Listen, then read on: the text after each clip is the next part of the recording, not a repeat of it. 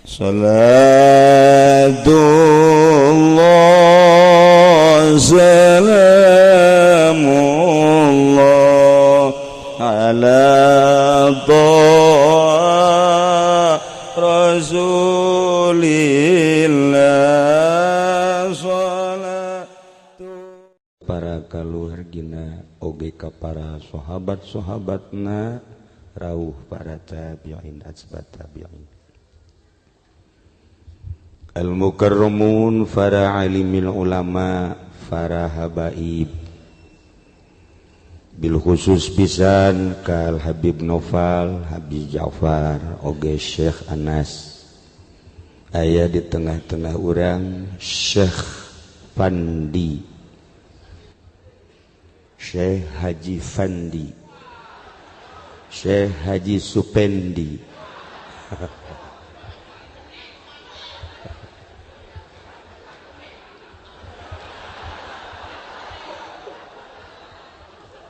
aparatur pemerintahanana nu alhamdulillah dina saah ieu hadir di tengah-tengah urang Bapak Bupati berikut Bapak Camat anu ayeuna anjeunna alhamdulillah ngajabat salila mengisi kekosongan hakikat nama lain bupati itu sareng urang oge Bapak Kapolres nu alhamdulillah diwakili oleh Waka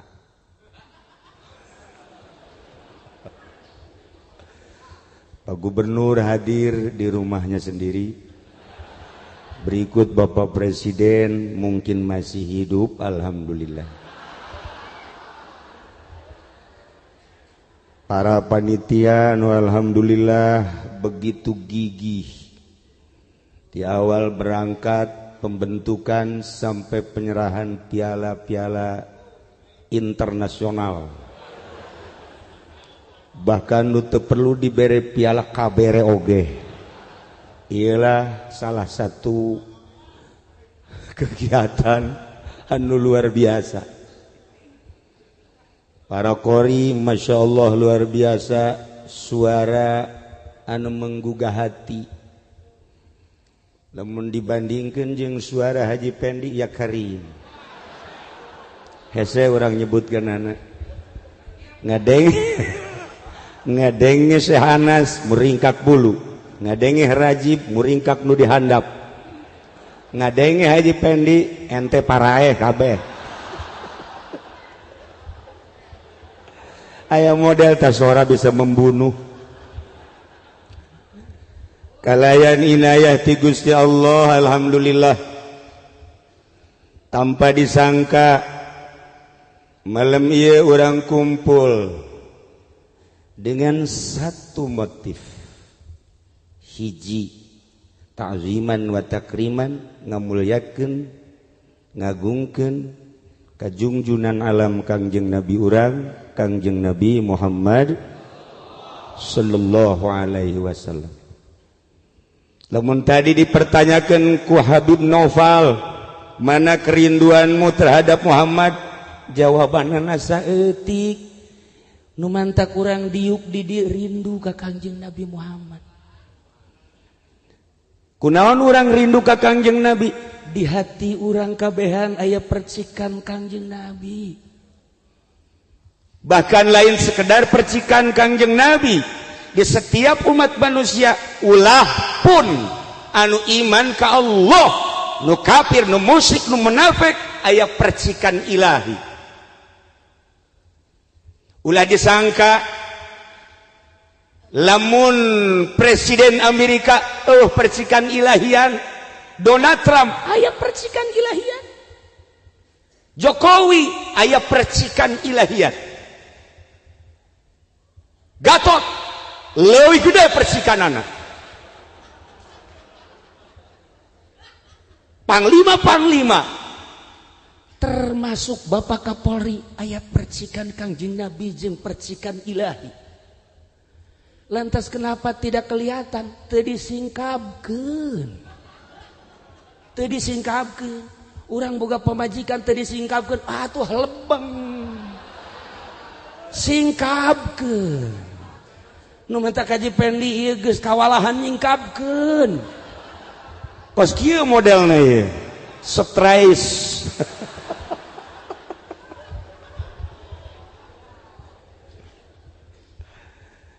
Lamun Kangjeng diisrokeun, lamun Kangjeng dimi'rajkeun lantaran percikan ilahi langsung terhadap Kangjeng, sehingga tidak ada sekat antara Kangjeng jeung Allah. Kapan saja, di mana saja, iraha bae Kangjeng bisa Isra Mi'raj, lain sakadar anu dibukukeun, dikitabkeun, dicatat dina ayat suci Al-Qur'anul Karim. Kangjeng Nabi bisa Isra iraha bae, Mi'raj iraha bae, sebab antara Allah jeung Kangjeng, antara Kangjeng jeung Allah tidak ada sekat. Allah jeung urang tidak ada sekat sama sekali. Iraha Allah aya sekat jeung urang teu aya.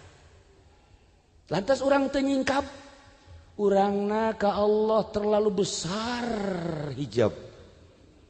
Sabaraha hijabna? Cek Allah, wahai Jibril, bejakeun kana Nabi kaula, bejakeun ka utusan kula nu ngaran Muhammad, antara kaula jeung hamba, antara kaula jeung umat teu aya hijab. Cuman umat ka kaula hijabna aya 70 alfal. 70 alfan, 70.000 hijab. Polisi manggis boro-boro naon hijab nu wadah. Abri wadah. Bupati wow.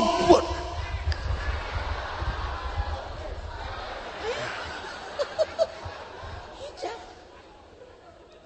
Tetapi malam ia terbuka. Siap duduk simpul. Karena isukna libur. Lamun teu libur cadu. Tah ulah kitu cenah kiai. Ai mah kitu bae aja. Henteu. Teu setiap polisi kemudian terhijab, tidak. Tidak setiap TNI terhijab, atuh henteu. Bahkan tidak setiap kiai terbuka hijab. Jaki Jamal mah hijab lo gede jasa. Ya Karim ulah disangka. Ya ka dieu ge nya mah hayang amplop. Cokot ku si amplop.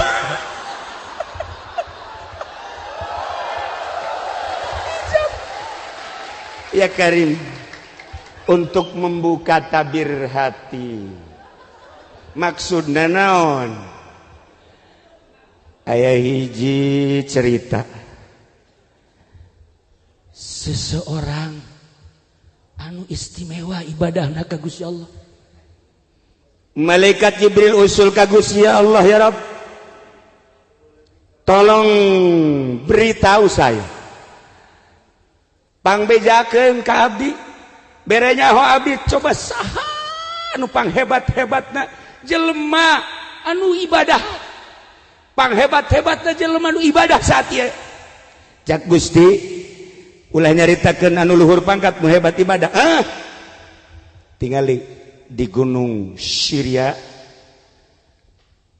di Lubnan aya guha. Sok kadinya. Malaikat Jibril langsung datang ke dinya. Ya Karim. Assalamualaikum. Salam. Begitu ngobrol, eta jelema teh sapoe-sapeting sare nangan sajam. Ibadahna teu eureun-eureun salat, baca Quran, zikir jeung maca sholawat. Awakna ge geus lain awak model kos urang. Aya nu kuru ge di dieu bengek. Lain eta. Kuru ibadah. Tapi cahaya muncul. Daharna hanya sisa-sisa manusia eta ge ketika dibutuhkeun. Malaikat Jibril gode kepala, Masya Allah. Geus teu hayangeun nya nama milu raramean. Geus teu hayangeun nya nama ningali alam dunia hiji bae nu ditingali teh akhirat. Malaikat Jibril kagum. Setelah kagum keluar, sababaraha meter tidinya aya jelema nu keur mabok. ngagali taneuh deuk nyieun pager lantaran mabok sangkilan geus diliangan eta tihang teu daek asup-asup mabok atuh peing deuk kumaha kok hanya adik kan ngagilak deh ka dia ngagilak deh oleng tuh sia seri mah mabok sia ayawan gua aing sia ku malaikat Jibril di deketan gadinya cek benak hati anak muda ulah-ulah dek nulungan aing sia kai kanyahoan ku malaikat Jibril gerintes hatena seperti eta langsung malaikat Jibril ngadeketan kunyana dia omong hei manusia lamun maneh manusia hei malaikat mun anjeun malaikat ulah coba-coba nulungan kaula kula mah hiji bae minta tolong Allah cek malaikat Jibril ngomong kieu heran mah langsung jana bebeja ieu Jibril utusan Allah tidak mau tahu sekalipun Jibril lamun deuk nulungan kula teu bisa hiji bae Allah masyaallah isi mabok kieu ya Allah mantak hati-hati Pak Kapolsek nu mabok jangan setiapnya mabok tangkep jangan rantai saja Allah karim guys malaikat Jibril usul ka Gusti Allah ya Rabb aya dua sosok manusia nu aneh nu hiji ibadah di guha anu luar biasa nu hiji pemabok tetapi aya perbedaan pandangan ya Allah ya Rabb nu mana nu sabenerna nu istimewa menurut anjeun ya Rabb lamun dicaritakeun mah panjang cek pangeran Jibril bejakeun kanu di guha nyana meureun ibadah teh hayang kapanggih jeung kaula rek manggihan nyana setelah ngasupkeun gajah ka jero liang jarum 1000 bejakeun kanu mabok jajana ge ngomongna ka aing bae sanajan mabok ge teu salat ge nyana ngomong Allah mah teleb sia tah nu mabok bejakeun aing nu agung kula nu agung rek manggihan setelah 1000 gajah diasupkeun ka liang jarum sampaikan malaikat Jibril langsung datang deui ka guha ki kula ibadah hayang kapanggih jeung Allah hayang mi'raj Allah bakal manggihan ka anjeun alhamdulillah tetapi dengan catatan ke Allah rek ngasupkeun heula gajah 1000 ka liang jarum oh tama bahasa bahwa Allah moal datang berarti kain geus aing mah ibadah geus geus-geusan ku ari mah aing deuk ka kota deuk mabok ku ari mah dibalik Haji Jamal tah modelna coba datang ka nu mabok ceng Allah bakal manggihan ka aceng sebab aceng ngomongna embung dibantuan ku makhluk hiji bae Allah bisa teu bisa ka Allah Allah bakal manggihan iraha deuk manggihanana ke lamun Allah geus ngasupkeun gajah 1000 ka liang jarum mantap jaknyana Allah mah teu kudu ngasupkeun ka liang jarum 1000 iraha bae ge sekat antara kula jeung Allah jeung kula iraha bae barang penting jeung sabaraha bae bohong tawa bahaka sakitu mah ya Allah ya Rabb ngalayang ka luhur langit mantak nu mabok sing hade ye asal ulah mabok korupsi bae bajingan tah maksudna nah cerita tentang Isra sering tertuju ke Kangjeng Nabi cerita tentang Mi'raj luar biasa nu kuari dek dicaritakeun mah kumaha urang bisa Isra jeung Mi'raj lantaran percikan Nabi aya di hati dunia langit bumi katut eusina dipuateun di hati moal mahi tetapi Allah dipuateun di hati orang mukmin asup Masya Allah karim percikan Kangjeng Nabi ketika Allah qabdotan min nurihi segenggam dicokot dijadikan cahaya Kangjeng Nabi cahaya Kangjeng Nabi dijadikan manusia kabeh berikut jeung alam-alam. Ya Allah, teu sadar urang teh bahwa di diri urang aya percikan Kangjeng Nabi Muhammad sallallahu alaihi wasallam mantak moal dateng ka teu sorga kajen kumaha. Kapolsek sorga, Kapolres sorga, Kapolri sorga, cuman diperhitungkeun heula kena ngojay di neraka jahanam sakedeung 1000 tahun. Lamun teu bener ya lewatnya na ka ditu, lewat ka sorga sep, lewat teuing. Teu kitu. Kemalalagaan jak kiai ge nu ka neraka loba atuh komo polisi atuh ieu mah keur carita.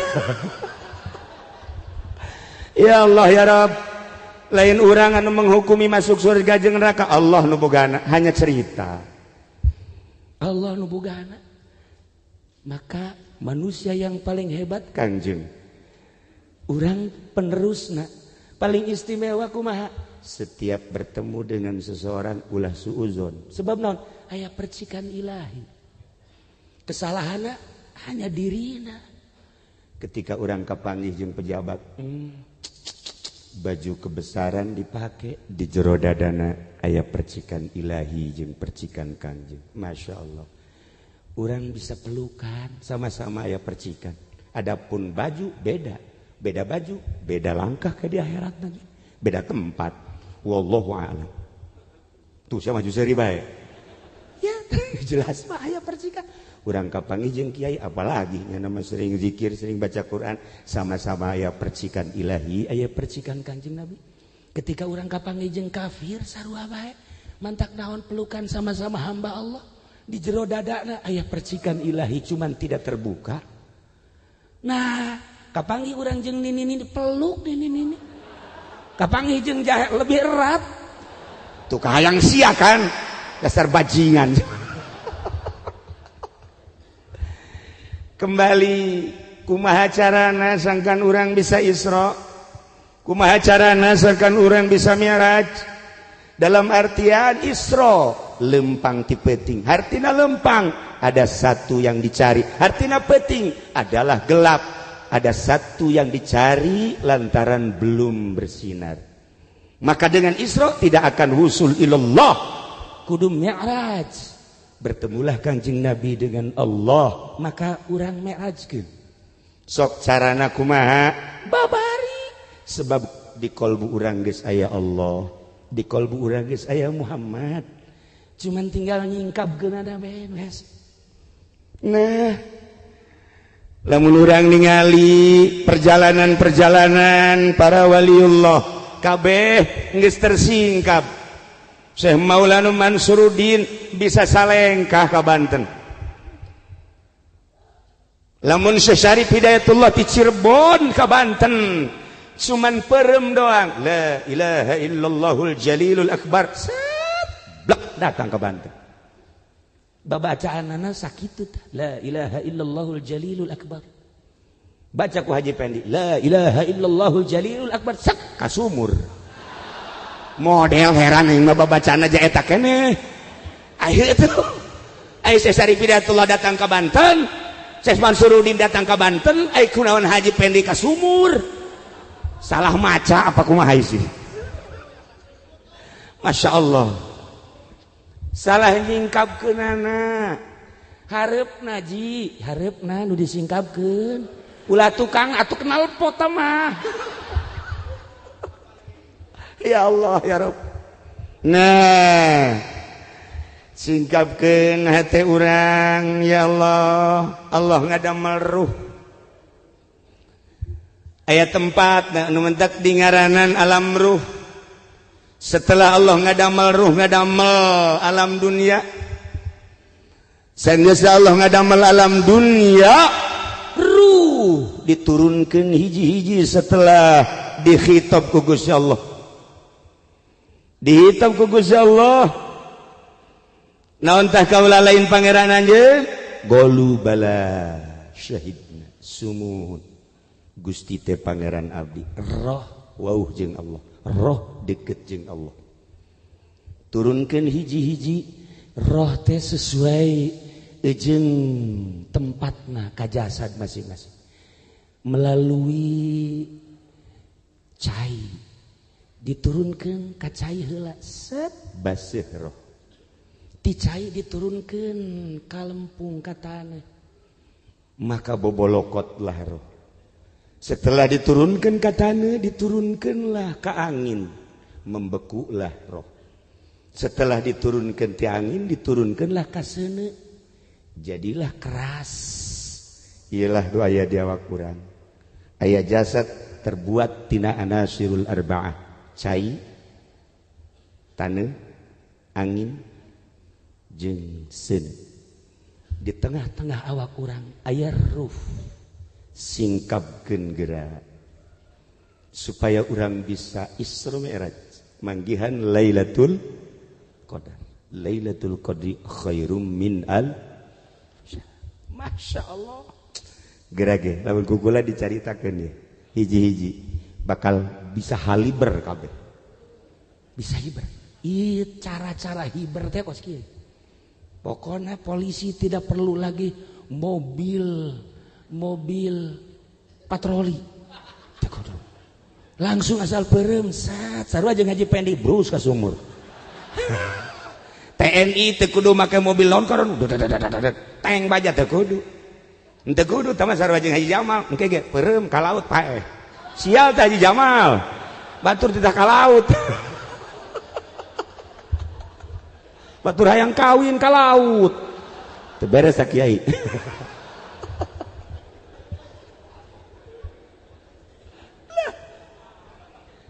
Lamun diceritakan tentang hijab nu 70 moal anggeus tetapi ternyata aya pos-posna. Urang datang ke posna, datang ke pos hiji, pos 2, pos 3, pos 4, cukup 4 bae pa posna. Ulah datang ka 5, embe gembel teh ngaranna. Pos. Pertama heula ieu urang lalaunan ieu tentang ruh urang. Karena ruh urang melewati cai, melewati tanah, maka didinya aya ruh nabati jeung hewan. Artina ruh nabati ruh tumbuh-tumbuhan, artina ruh hewani ruh kehewanan. Singkapkeun eta urang rapih nyingkapkeun eta tinggal nyulusup ka ruh selanjutnya. Bisa hiber geura. Mulai geura geset orang merenung. Deka mana awak? Deka Allah. Ai Allah di mana? Jadi diri urang gaya percikanana. Koh teu timbul ye energi Gusti Allah lantaran aya ruh nabati. Naon? Makanan jeung minuman. Supaya urang bisa terbuka, makanan jeung minumanana dieuweuhkeun di diri urang. Atuh moal hirup kehendakna. Nah, mulai duduk simpul kuari di dieu. Haju urang hayang ka Allah. Aya makanan-makanan ulah culak cileuk. Ulah culak cileuk Haji Bamin mata. Geus teu culak cileuk sebab di imah kula geus seubeuh. Geus cenah moal culak cileuk jaga dahar geus, cau geus, roti geus. Nah, sok geura ge lamun urang geus bisa ulah culak cileuk terhadap makanan jeung minuman. Sebab eta lah nu ngaganggu. Nu ngaganggu urang teu bisa ngendalikeun diri urang tina makanan jeung minuman, naon bedana jeung kebo? Urang kuari ningali kebo atawa kuda atawa sapi. Ketika ku urang ditungtun eta kebo, set aya jukut, nyana mandekna kitu bae. Yes, ya. Urang disiap-siap. Terus datang ke sawah kadinya aya pare nu keur mejeuna. Nah, siapa pare eta mah? Yo, datang ka hareupeun imah batur aya cangkokan. Set. Nah. Ieu hewan nu kitu ngaranna. Kula neuleuh Haji Pendi teu meunang aya makanan. Asal aya kacang tuh soheh cenah. Asal aya makanan cek aya cau cek. Segala rupa. eta mah beuteng teh geus beuteng kebo plen tah mah. Nah lamun hayang nyaho ieu naluri kebo Haji Pendi teu meunang aya makanan jeung tah moal bisa Isra Mi'raj tah nu kos kitu moal bisa tah mah kecuali Mi'raj ka pamajikanna lihei tah mah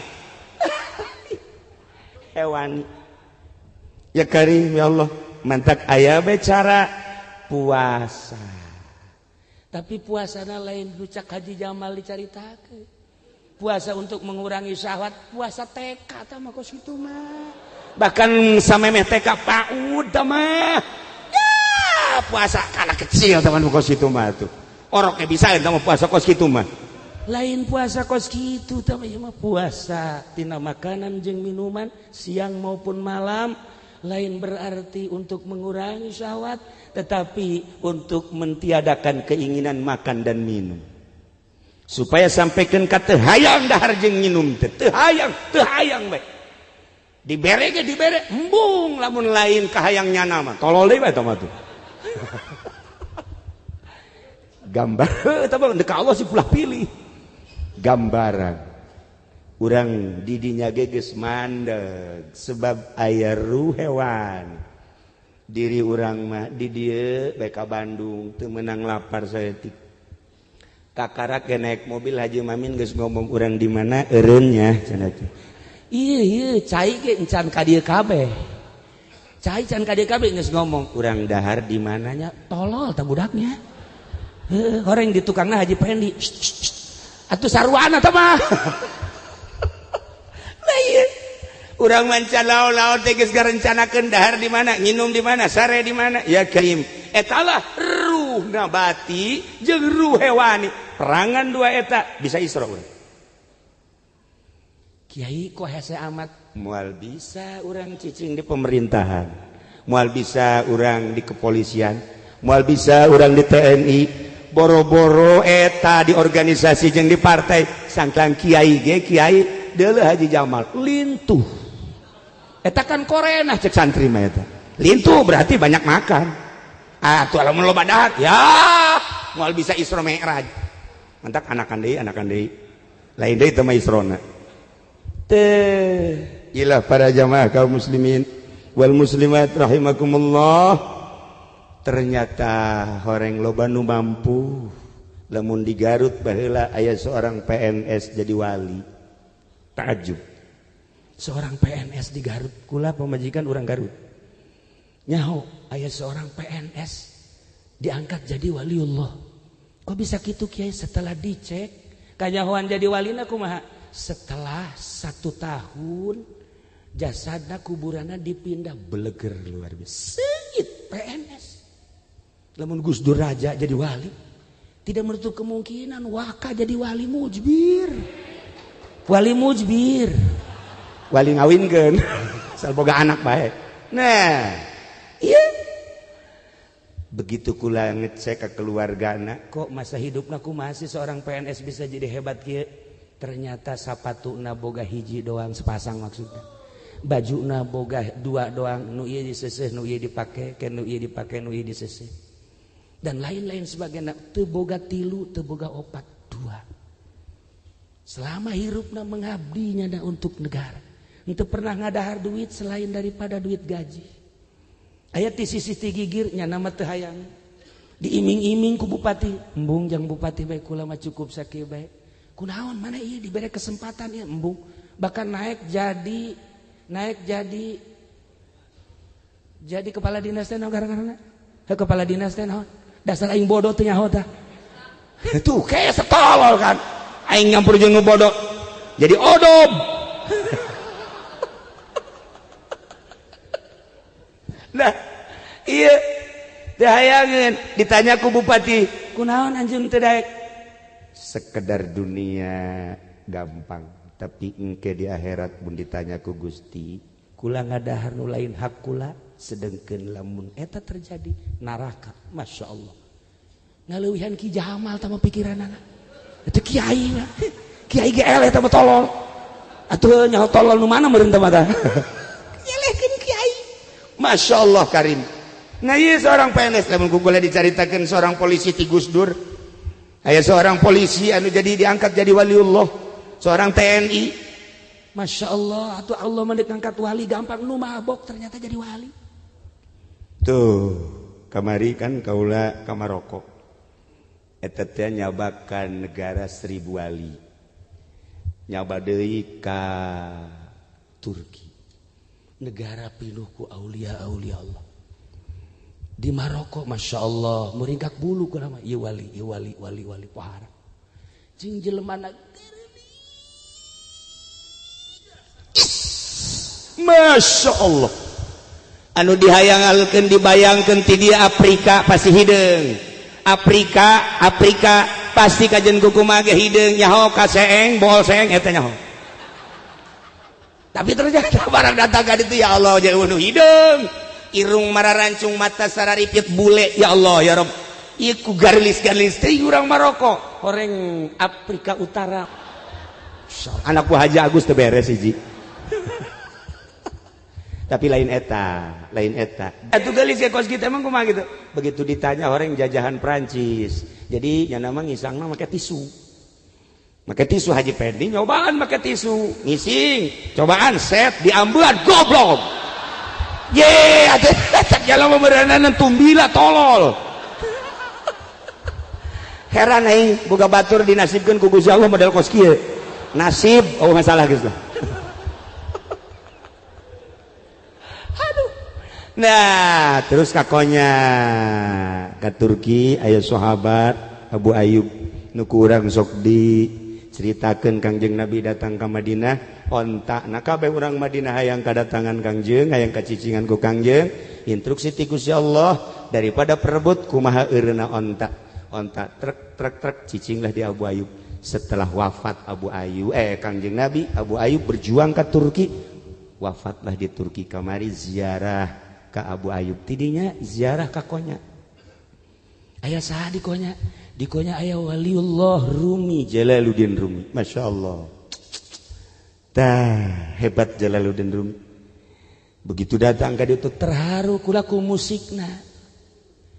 Begitu datang musikna terus bae kan Jalaluddin Rumi make musik.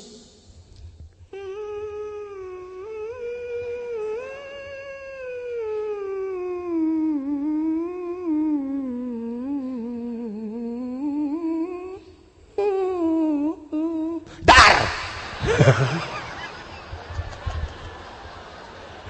Aduh, rempag hate. Musik ilahi.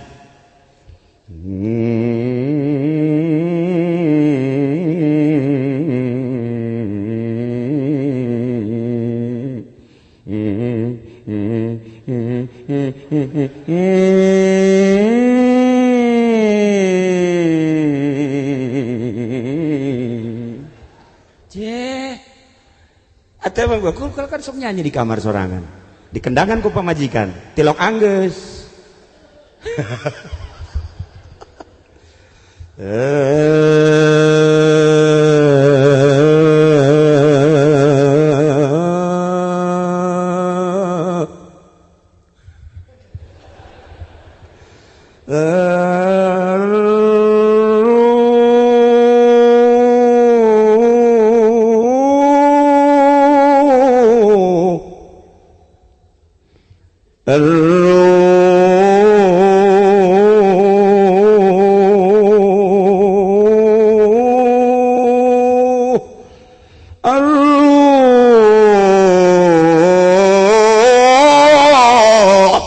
Rajib.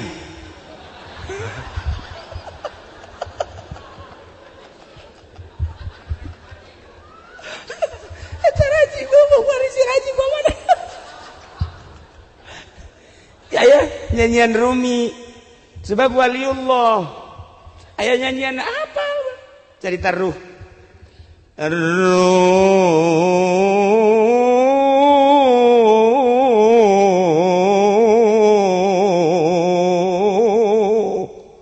Masya Allah. Oh, Masya Allah tuh aing besok orang.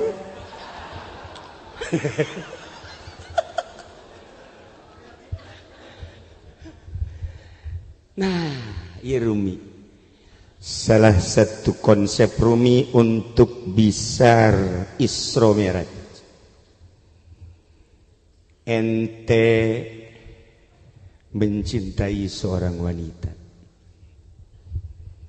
Wanita aya di hareupeun urang. Atau bahasa Rumi, seorang laki-laki sedang bercinta. Aya kakasihna di hareup, dicoba ku kabogohna. Cika bogohna Karawang ieu mah ye. Asal geus sehektar dijual. Karawang jahat. Masya Allah. Perehyangan mah akang, ya Allah. Imah temen dijual. BAKB. Iya nu kita kuat mah. Kamana? Ka dieu heula sakedeung. Aduh, Masya Allah rempag hate. Ka dieu. Adamin. Ya Allah ya Rabb. Masya Allah, itu lamun urang Karawang geus gitu ya Karim.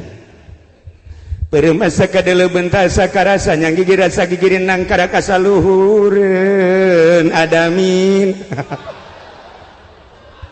Nah, ieu dek Isra ya. Sia seserian goblok. Seorang lelaki dihareupeun ka bogohna.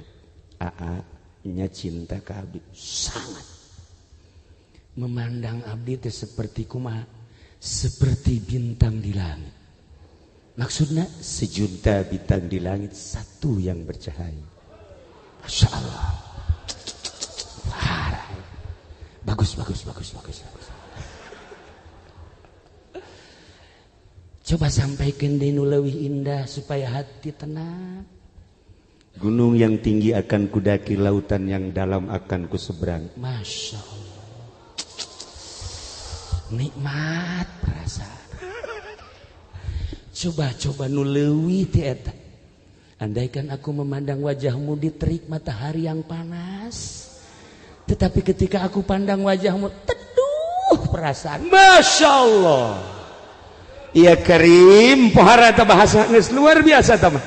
Nah, cek kabogohna teh di tukang tuh aya awe geulis jasa di tukang. Di deuleu ku nyana. Dah, gombal sia. Gombal cek awena. Cenah sejuta bintang di langit, kakarak di bobodo bae ngalieu. Geus. Kuputuskan saat ini juga cintaku kepadamu. Wow, laki itu neng. Bebeakan amat sih. Itu masa sih kakarak ngomong ku ari geus ngalieu hayang aing mah. Hayang. Ente hampura. Tidak ada maaf bagimu. Ambo. Sekali ini saja maafkan diriku. Ya udah kalau begitu aku maafkan. Tetapi awas, jangan engkau lukai hatiku untuk kedua dan ketiga kali. Ya Allah ya Rabb. Ngobrol lah nyana. Eta si pambajik si alkabogohna ka imah heula. Saenggeusna ka imah mawa kue bolu apem jeung kue cincin. Eta isyarah kabeh eta. Bolu dada. Apem geus hosia tah mah geus. Ceritana ngobrol, ieu kan Isra malam hari ye. Geus saeutik dia tuh setengah 2 teu karasa. Nah, keur ngobrol-ngobrol ngecek ka bogona teh ikan peting coba taya kue coba nu mana tah anu kasedap jeung resep coba mangga coba ieu buatan saha cenah pokona ulah nyaritakeun buatan sok gara-gara icip-icip langsung nyana nyokot ka apem wah tolol cek cenah teh cek ka bogohna geus putus ayeuna keneh pan bisa putus lamun bener bogoh teu kudu ngadahar kue deuleu banget ya deuleu banget. Lamun bener bogoh, pokoknya lapar leungit tuh deuleu banget. Berarti kan kayang kue, mengkol, tolol.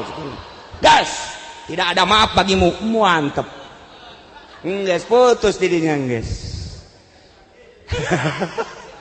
Atuh sa eta kabogohna kieu, ya Allah nasib. tetap kutunggu jandamu. Nah, sangkilang bari lalagaan bahasa Jalaluddin Rumi seorang kutubul aulia, tetapi makna daripada bahasa Jalaluddin Rumi cacak-cacak kakabogoh urang ketika urang mengkol kabogoh bendu.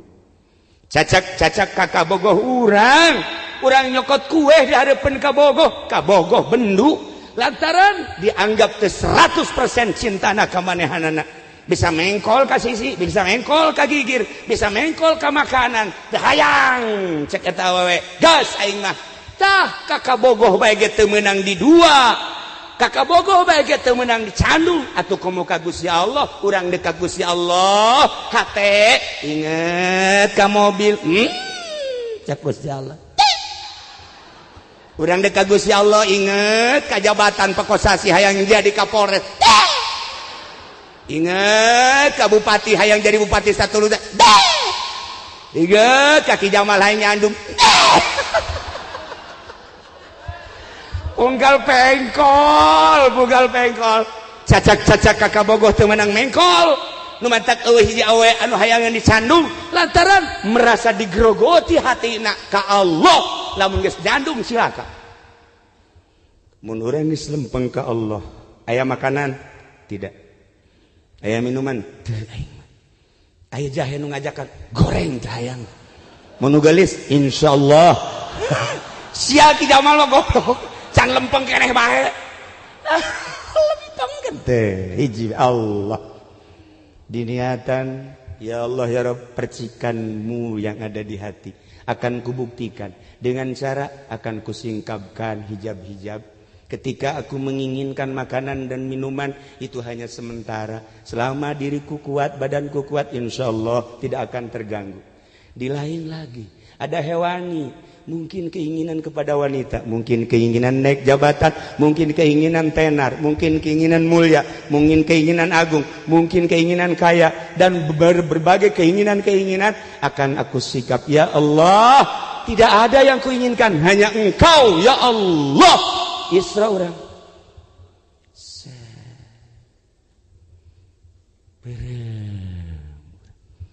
iya nu mantak ngaganggu ka Allah naon makanan, nu mantak ngaganggu ka Allah minuman, nu mantak ngaganggu ka Allah ku naon SMS cek aji entoh teh mah tadi teh WA-an tolol atuh pace bukan.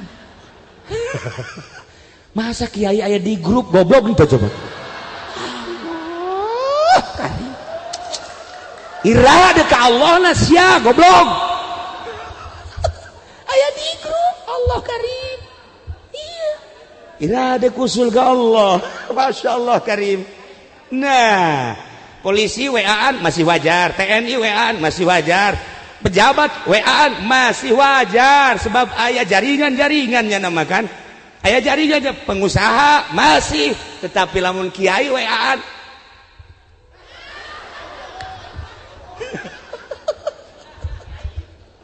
atuh iman mantak wani jalain kiai teh mah bajingan. Masya Allah Karim. Nah, ieu cerita istimewa Rumi, Masya Allah.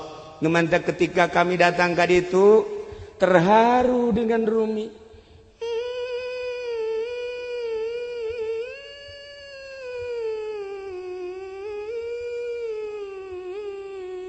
Dap.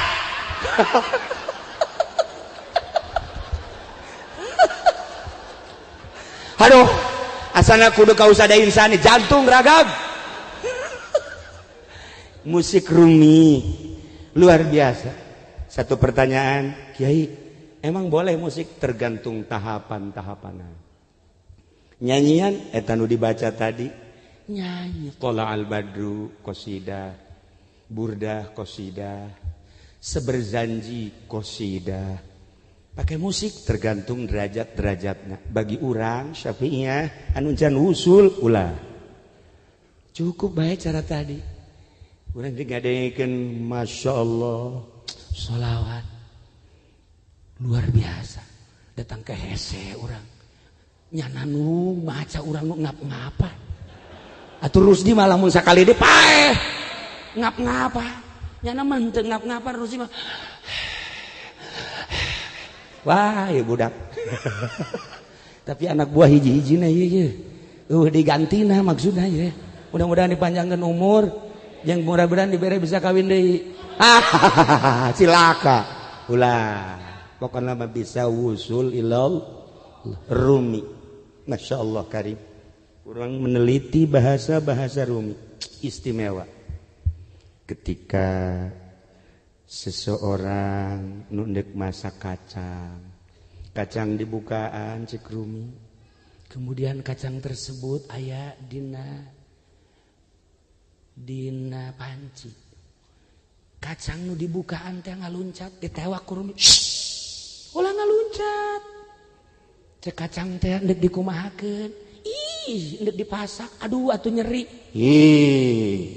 maneh dipelak maneh teh disiram maksudnya supaya bagus ndek dipasak Allah cak kacang atuh kumaha engke bakalna atuh kami panas atuh kok ndek dipanasan tetapi dibumbuan setelah digodog dibumbuan engke bakal aya rasa engke disuguhkeun ka jelema kacang teh ternyata ngeunah ngeunahna kacang teh horenganan dibukaan heula saenggeus dibukaan teh horenganan dikulub heula saenggeus dikulub teh horenganan dibumbuan heula digodog saenggeus digodog diicip-icip uyahna diicip-icip bawangna diicip-icip cabena diicip-icip dan lain sebagainya geus sedeng cak ngemasak nikmat ieu suguhkeun ka jelema masyaallah ku nikmat ieu kacang jelema ge memeh jadi polisi sakola heula datang-datang make pangkat bae di dieu ya bintang 7 atuh puyeng ngana bisa kuarinya kal pangkat teh lantaran digodog heula nah ieu kiai nu mantak dikiaikeun ge Ki Jamal eta teh nya ngadapang heula di pondok pesantren nu mantak lamun santri can hideung ieuna can hideung dengkulna can jadi kiai sebab teu pernah ngadapang teu pernah Haji Pendi bukan hideung buduk teh mah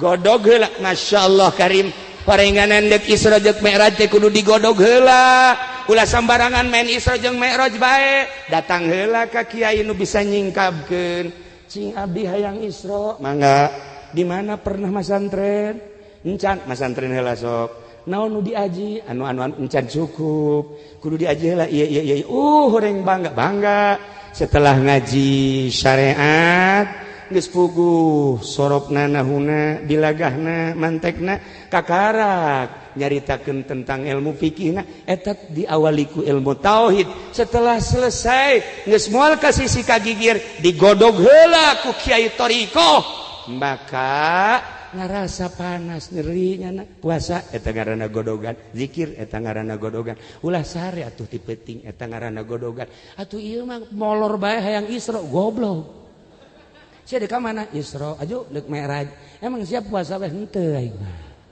potongan Haji Mamin eueuh Isra Mi'raj atuh teh tadi teh cak Haji Jamal sugan teh mah henteu rapet horeng rapet pan atuh cenah teu rapet beuteung ka hareup bisa Haji Jamal ya Allah ya Rabb nah iya cerita bahasa Rumi tentang Isra Mi'raj masih panjang orang menyaritakeun teu kudu ka Tuhan Syekh Abdul Qadir teu kudu ka kitu Abu Hasan Asy'adzili teu kudu ka para wali-wali sangan waya di urang ieu mah pengalaman kaula kakonya ziarah ka Imam Jalaluddin Rumi karak sabaraha poin nu kukula dicaritakeun tentang Isra Mi'raj geus kaharti ku urang ulah sambarangan Isra ulah sambarangan Mi'raj lamun encan digodog heula anu ngagodogna ge kudu koki kacang digodog ku lain koki ko santri makan lain koki si ieu masak kacang si Udin masak kacang si Jamil masak kacang rasa beda-beda santri mah sakadaek bae ieu mah kok rasana kos kieu loba teuing uyah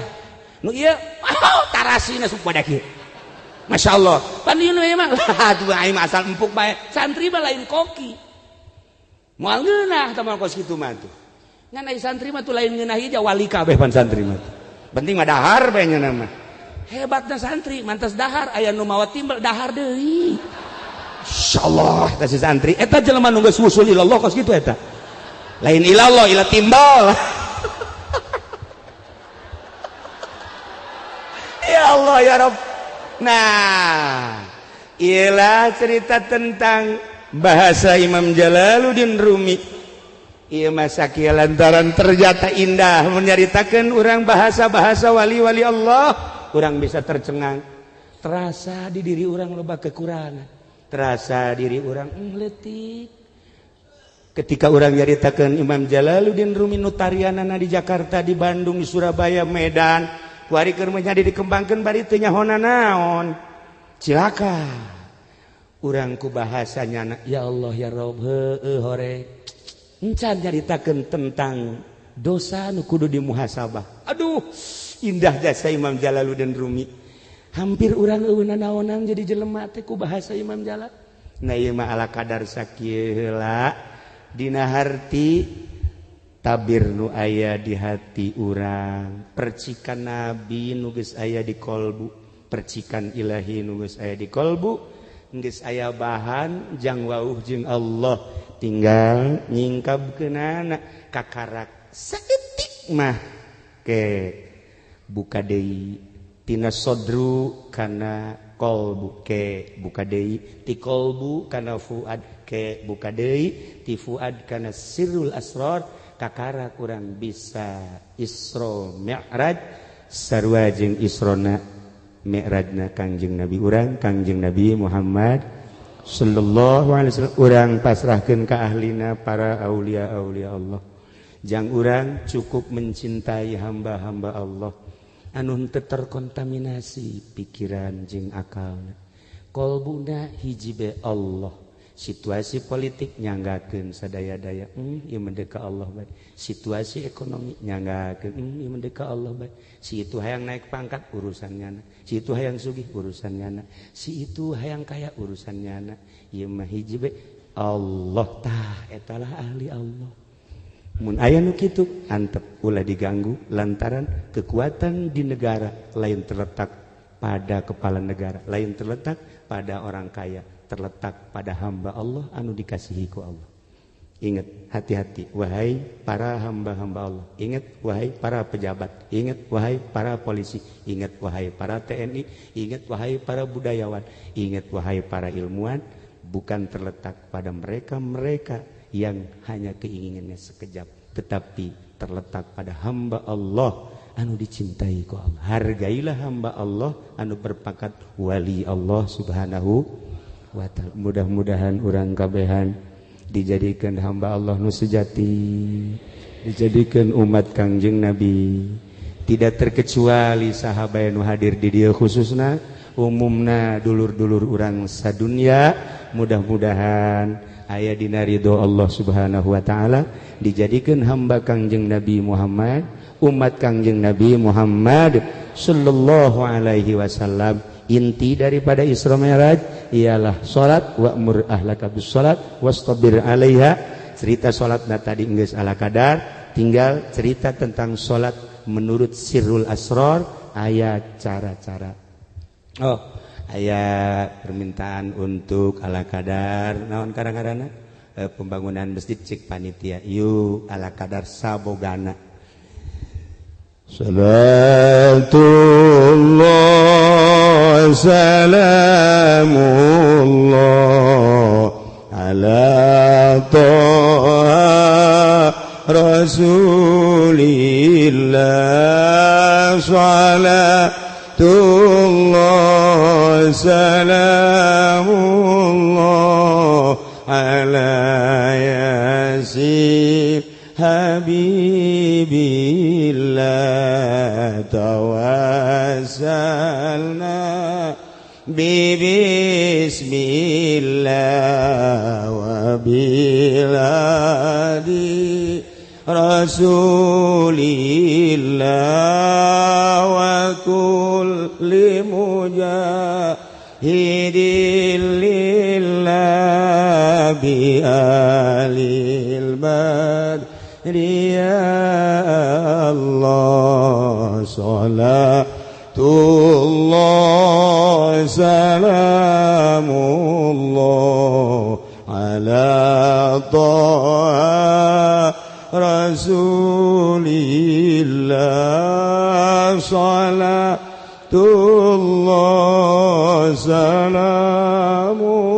salamullah ala yasin habibillah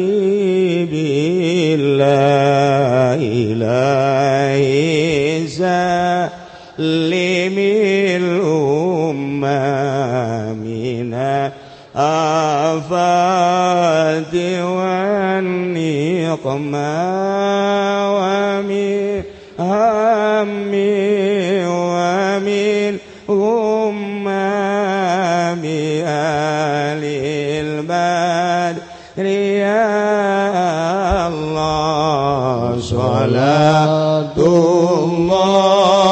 salamullah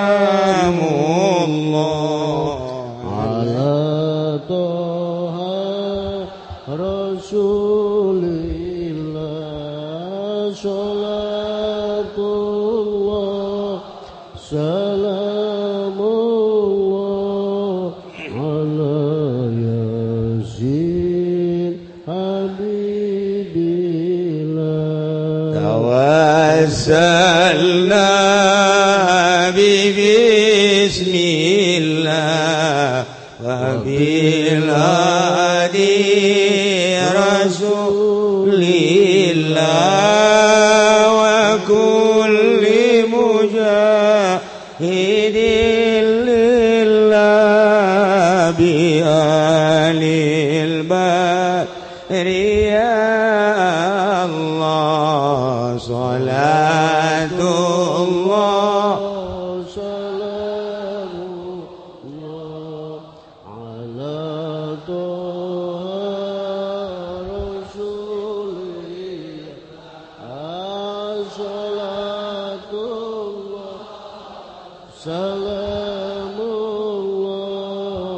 ala yasin habibillah ilahi salimil umma minal afati wan niqma wa min hammi wa min umma bi alil badri ya Allah salatullah